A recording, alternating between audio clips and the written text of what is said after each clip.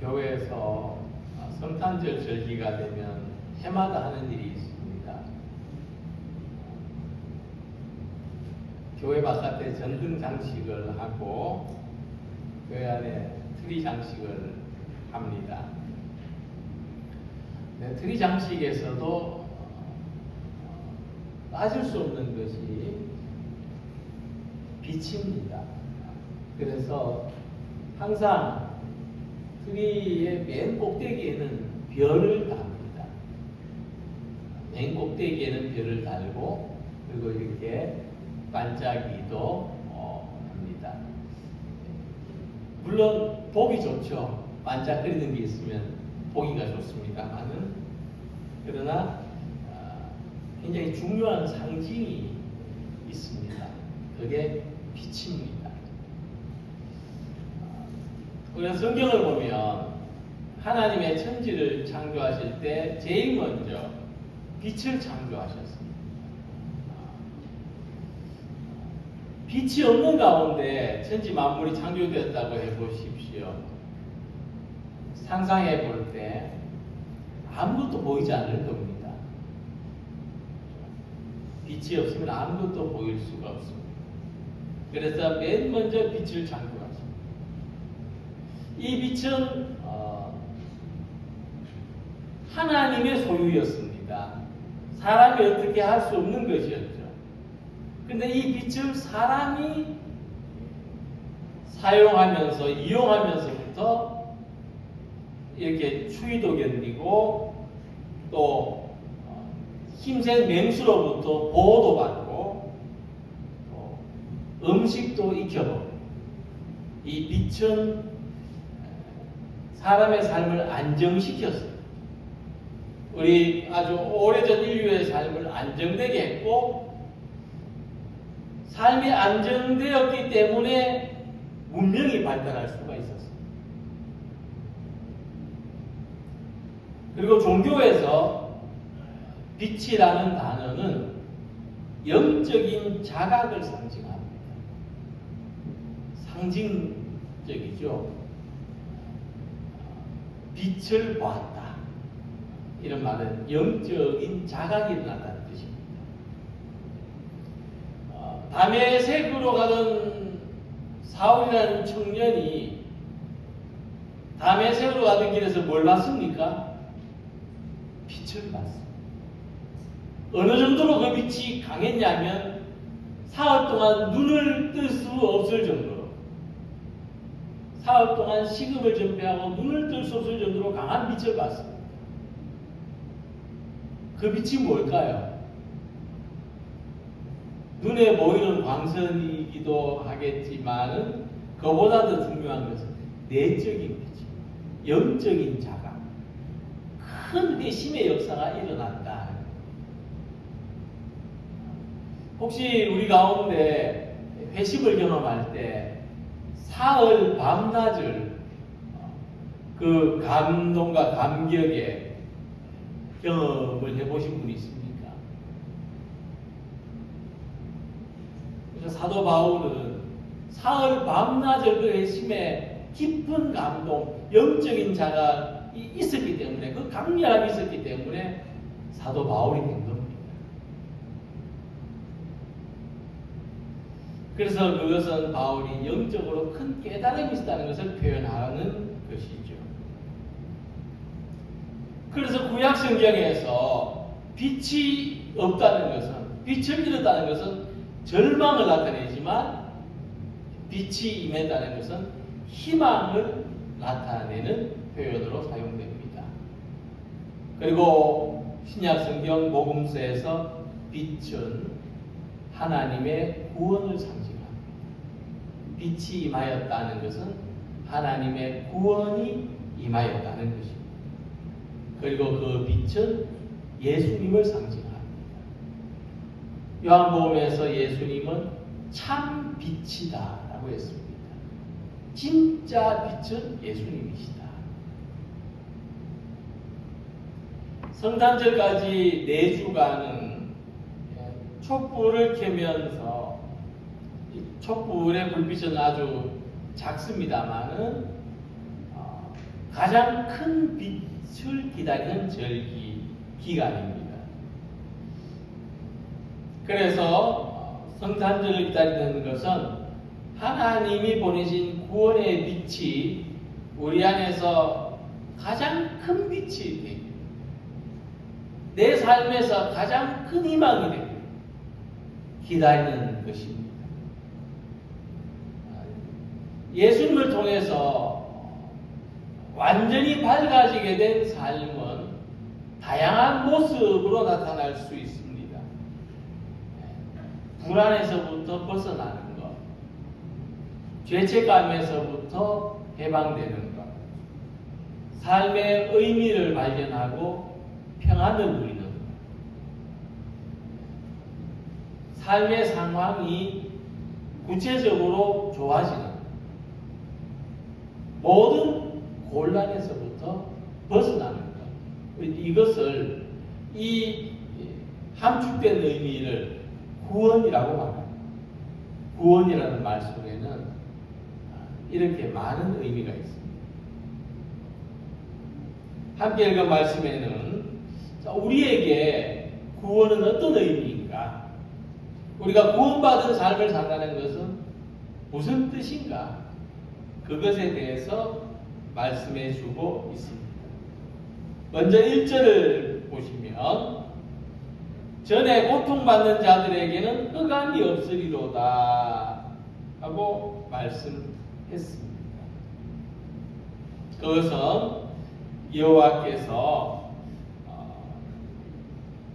해변길과 요단 저쪽 이방의 갈릴리를 영화롭게 하셨기 때문이다 하고 앞에서는 원인을 이야기한다면 뒤에서는 결과를 이야기해 주고 있습니다. 이 스불론 그리고 납달리 땅은 이스라엘에서 북쪽에 있습니다. 북쪽은 어떤 곳입니까? 국경이 있는 곳이죠. 침략을 자주 받는 곳입니다. 변경이라고 하죠. 그래서 이들은 보호를 받지 못했습니다. 항상 완충 지역의 역할을 했습니다. 이스라엘에서 제일 중요한 곳은 예루살렘입니다. 예루살렘은 철통같이 지켰지만은 이 북쪽 변경 지역은 좀 소홀했습니다. 그만큼 외부의 침략을 많이 받았고 고난을 많이 겪었지만 사람들은 어떻게 생각합니까? 저 북쪽 지파들이 있어서 우리가 보호받았다 이렇게 생각 안 합니다. 저 북쪽 지파는 이방인들한테 공격이 나가 이방인들하고 피를 썼고 그리고 그들을 멸시했습니다. 이래서 세상에서 소외된 사람, 차별받는 사람은 이중적인 고통을 당합니다. 하나는 현실적인 고통이고 두 번째는 사람들의 낙인과 비난입니다. 그러나 하나님은 이 소외된 땅에 빛이 비추게 하시리라. 어둠 속을 헤매던 백성들이 큰 빛을 볼 것이다 하고 말씀하십니다. 그래서 하나님의 구원은 어떤 의미가 있느냐 하면 모든 차별받는 사람들에게서 차별이 사라진다는 의미가 있습니다. 본문에서도 그냥 갈릴리라고 하지 않고 이방의 갈릴리라고 표현했어요. 빌립이 나다나엘에게 예수님을 소개할 때 나다나엘은 나사렛에서 갈릴리에서 무슨 선한 것이 나겠느냐고 했습니다. 이것은 사람의 가치를 신분으로 판단하는 것입니다. 단지 얼굴이 검다는 이유로, 단지 국적이 가난한 나라라는 이유로, 단지 여성으로 태어났다는 이유, 단지 장애를 가졌다는 이유로 차별을 당합니다. 사람들이 공정하게 대우해 주지 않습니다. 그래서 신분제 사회라는 것은 개인의 능력보다도 어떻게 태어나느냐에 따라서 어떤 삶을 살 것인가가 정해지는 사회입니다. 유럽의 12세기, 13세기가 그런 사회였습니다. 신분제 사회. 지금부터 약 900년, 800~900년 전에 그랬습니다. 이런 사회를 봉건 제도, 봉건 사회라고 합니다. 왕부터 노예까지 계급이 다 있습니다. 그 계급에 맞게 살아야 됩니다. 계급에 벗어난 삶을 살면 곧 죽음입니다. 신분에 맞게 살아야 되는 것이 신분제 사회. 얼마나 불공평합니까? 근데 21세기에도 남자, 여자, 한국인, 외국인, 장애인, 비장애인, 이 신분에 따라 차별이 있고 우리 삶에는 신분에 의하여 소외를 당하는 고통이 있는 것입니다. 그러나 구원은 이 차별의 고통에서 해방되는 것입니다. 하나님께서 은혜를 베푸시는 날에는 부끄러움을 당하며 살던 사람들이 영광을 얻게 될 것이다 라고 말했습니다. 구원이 모든 차별을 없앤다는 것은 어떤 의미냐면 우리의 구원은 신분으로 받는 것이 아니라 하나님의 은혜로 받는다는 것입니다. 구원은 커트라인을, 인간이 정해놓은 신분이나 커트라인을 완전히 무시해버리는 것이 하나님의 구원이고 그것이 은혜입니다. 은혜. 내가 내 신분에 의해서 구원을 받지 않았다는 것이 은혜입니다.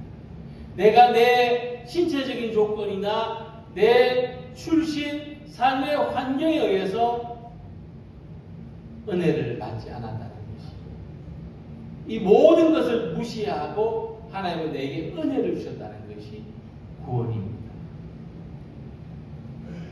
이 사실이 우리들에게는 빛이 되고 희망이 되는 거죠.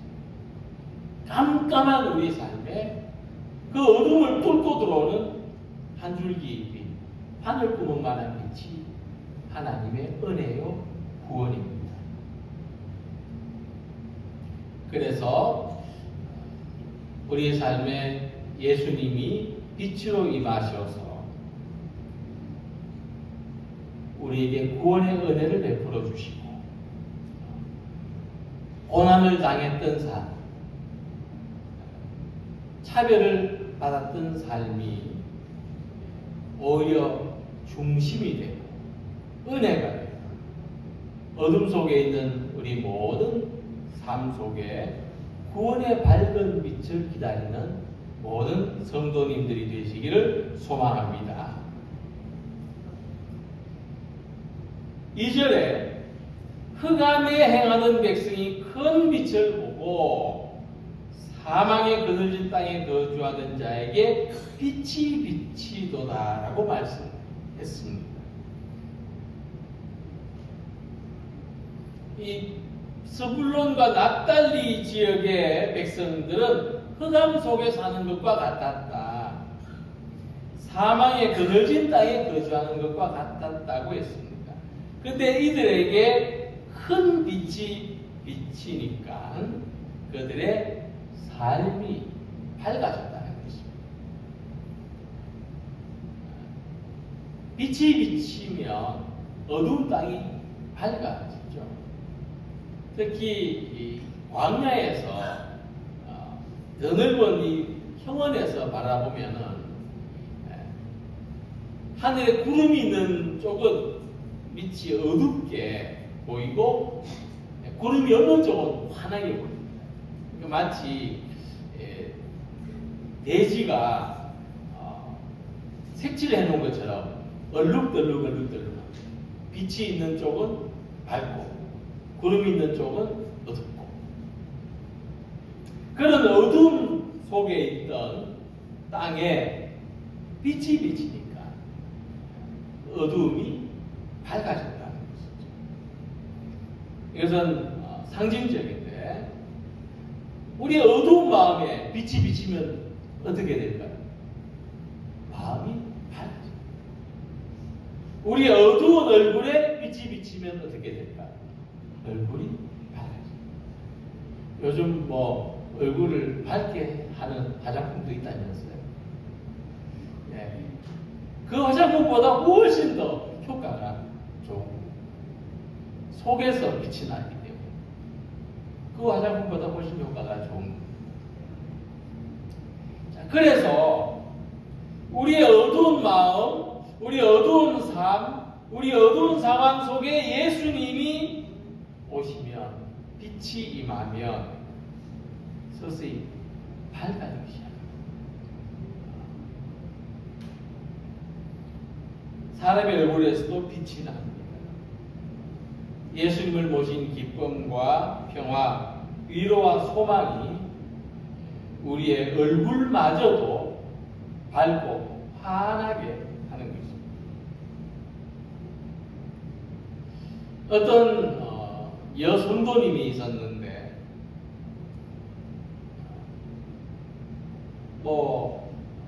그냥 주변 사람들과 비교해 볼 때 아쉬운 것 없는, 크게 모자란 것 없는 그런 삶을 사는 사람이었습니다. 근데 그 사람한테 딱 어둠이 한 가지 있었어요.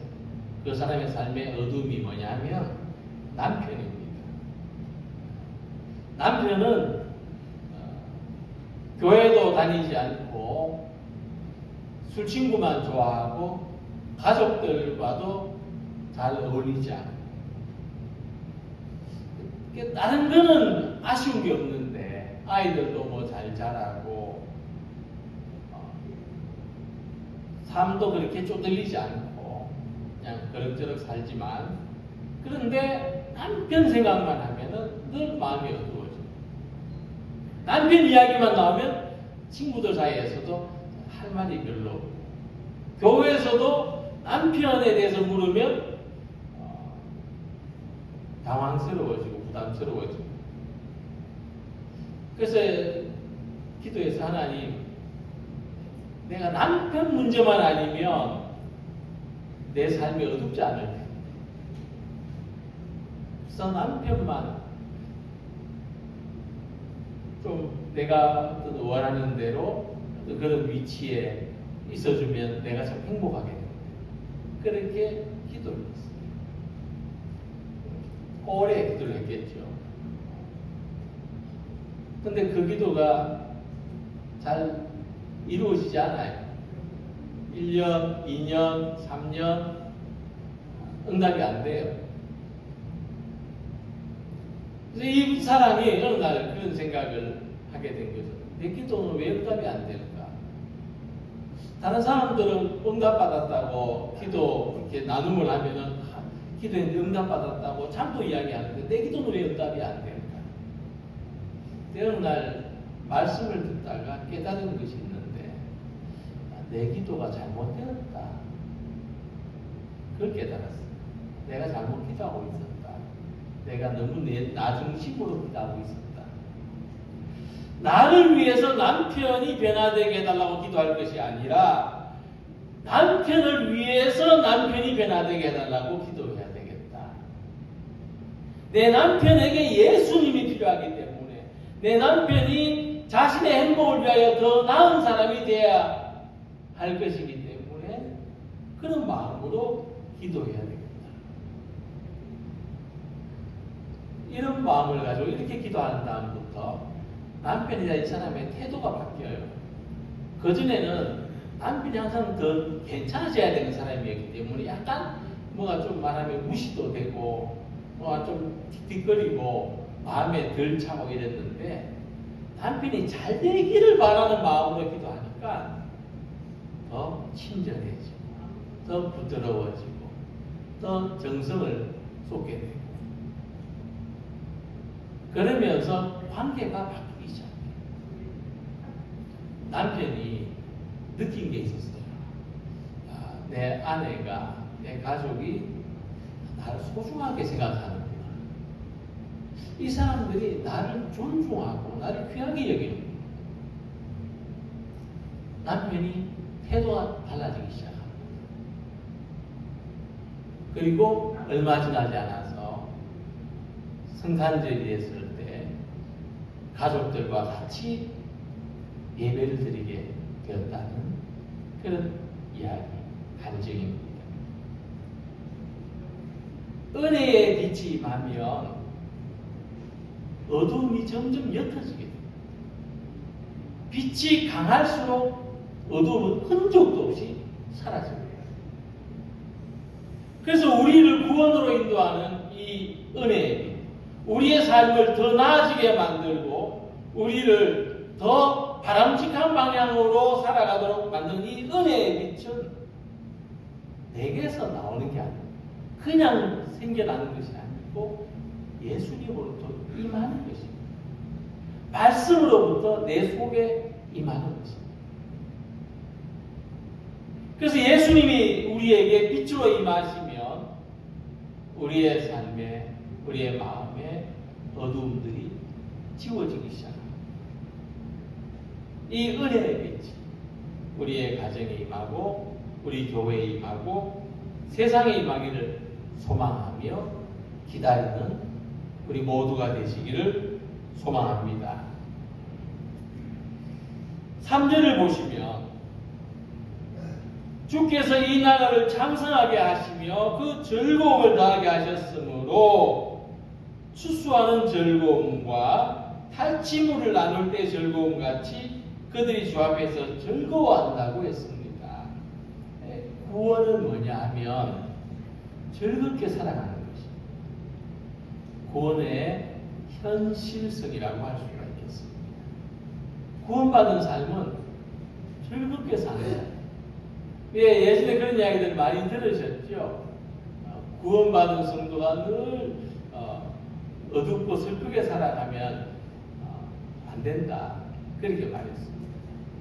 근데 그거는 우리가 뭐 이렇게 살아야 된다, 저렇게 살아야 된다는 차원이 아니고 저는 당연한 것이라고 말씀드리고 싶습니다. 그냥 우리가 밝아졌다는 것, 우리가 저렇게 살고 있다는 것은 우리가 구원받은 사람이라는 것을 의미한다.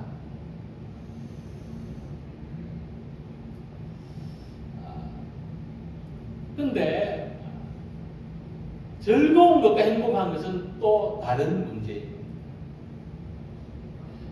예수님은 즐거우셨을까? 그런 묵상을 해본 적이 있습니다. 예수님은 항상 즐거우셨을까? 저는 그렇지 않았을 거라고 생각합니다. 그럼 예수님은 구원받지 못한 삶을 사셨는가? 또 그렇지는 않죠.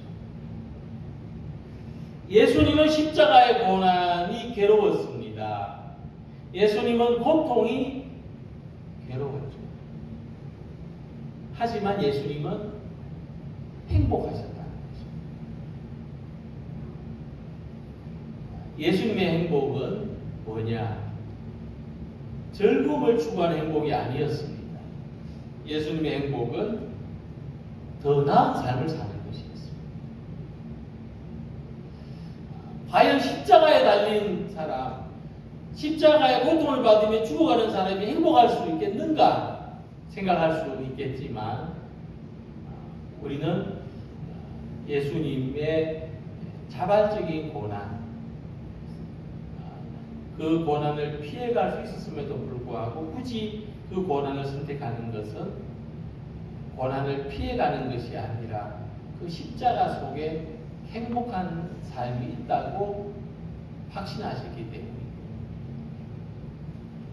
그래서 우리의 행복은 즐거운 삶이라기보다는 더 나은 삶에 있다고 하는 것입니다. 어려움을 당해도 고난을 겪고 더 나은 삶을 추구하는데 우리 행복이 있다고 하는 것입니다. 자, 그래서 본문에서 말씀하는 이 즐거움은 개인의 즐거움을 말하는 것이 아닙니다. 추수할 때의 즐거움과 탈취물을 나눌 때의 즐거움이라고 했습니다. 이 즐거움은 같이 누리는 즐거움. 추수할 때는 같이 즐거워하는 거죠. 모든 마을 사람들이 함께 즐거워하는 것이죠. 모든 공동체가 함께 기뻐하는 것입니다. 그래서 이것은 초대교회에서 볼 수 있는 모습이었고 예수님 안에 있는 공동체에서 틀림없이 나타나는 현상입니다. 하나님이 주시는 즐거움은 우리 모두가 더 나은 삶을 선택합니다. 비록 그 길이 고난이고 어려움이지만은 우리 모두에게, 우리 교회에, 세상에 더 나은 삶을 선택할 때 주어지는 즐거움이다 라고 하는 것입니다.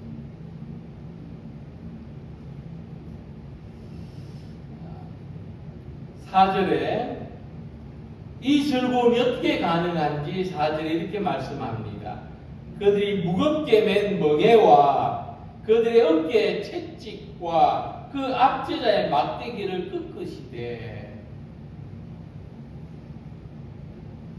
함께 나누는 즐거움은 우리가 가진 모든 압박에서부터 해방되는 것입니다. 자유로워지는 것입니다. 우리가 가진 어떤 심리적인 압박이 있을 수가 있고 현실적인 압박이 있을 수가 있는데 여기에서부터 벗어나는 것. 이것이 함께 나누는 즐거움입니다. 우리는 평상시에는 내 팔과 내 다리가 어디에 붙어 있는지 잘 모릅니다. 매일 걸어다니고 매일 일을 하지만 내 팔이 어디쯤 붙어 있고 내 다리가 어디쯤 붙어 있는지 모릅니다. 저는 매일 세수를 하지만 며칠 전까지 내 머리가 어디에 붙어 있는지 잘 못 느꼈습니다. 근데 며칠 전부터 목이 아프기 시작했어요. 이렇게 컴퓨터나 이런 어떤 것을 많이 오랫동안 보고 있으면은 목이 아파온다고 그러는데, 그러니까 저는 24시간 내 목이 어디 있는지 알아요, 이제는. 아픈 쪽에 목이 있는 거예요.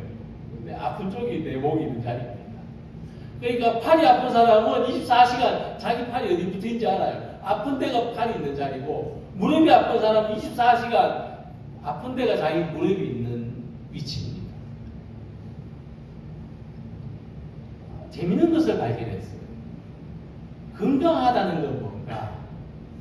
우리가 건강하게 산다는 건 뭐냐 하면은요, 내 팔이 어디 있는지, 내 다리가 어디 있는지, 내 머리가 어디 있는지 모르고 사는 거예요. 건강하게 사는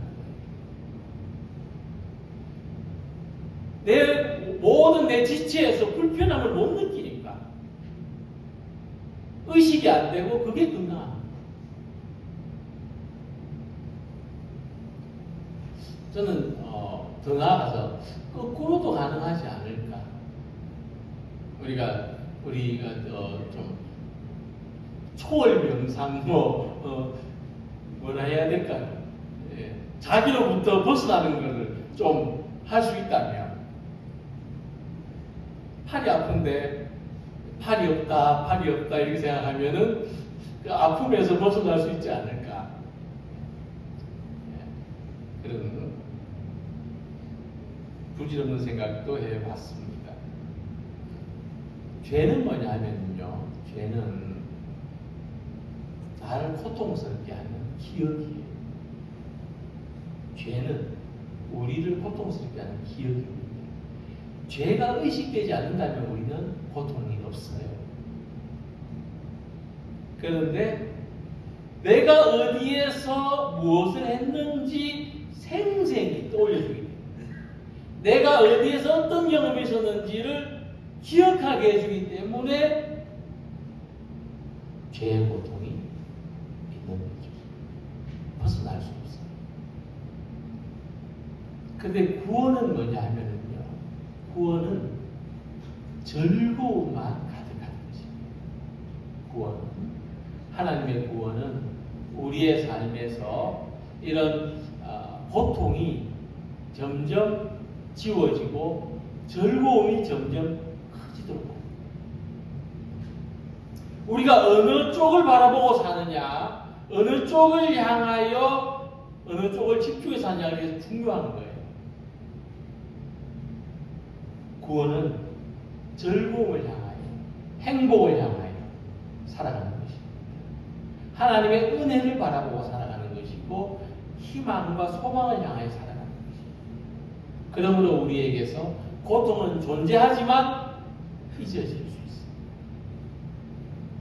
현실은 어렵지만 초월할 수 있습니다. 예수님이 빛이시기 때문입니다.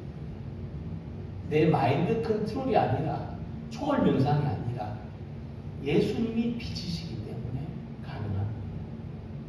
훨씬 더 강합니다. 우리 안에서 예수님이 밝아지면, 예수님의 빛이 밝아지면 어두움이 점점 지워집니다. 우리 안에 예수님의 빛이 밝아지면 서로 나눔이 있는 즐거움을 누릴 수가 있습니다. 더 나은 삶을 위하여 같이 어려움도 이겨낼 수 있습니다. 우리 안에서 예수님의 빛이 밝아지면 행복한 삶을 향하여, 즐거운 삶을 향하여 집중하며 살아갈 수 있습니다. 이 예수님의 빛이 점점 더 커져 오기를, 더 밝아지기를 기원합니다. 성탄이 다가올수록 빛의 밝음이 더 커지는 거죠. 성탄이 다가올수록 빛을 향한 우리의 간절한 소망이 더 간절해지고 밝아지고 커져서 빛으로 오신 주님을 즐거움으로 맞이하는 우리 모든 성도들이 되시기를 주님의 이름으로 기원합니다. 기도드리겠습니다.